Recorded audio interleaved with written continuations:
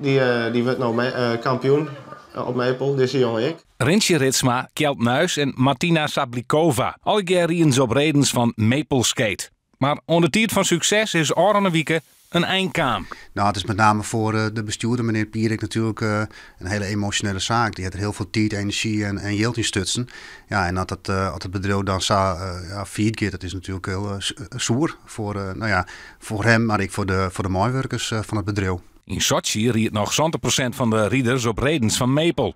De gouden tijd is nou voorbij. Maar er is nog hoop. Er heeft zich nu al een stuk of 3 kandidaten gemeld, maar hoe de naam kan ik me nog net uitlitten. Wij moeten proberen om kandidaten te vinden die gewoon het bedrijf verder gaat en de naam verder gaat.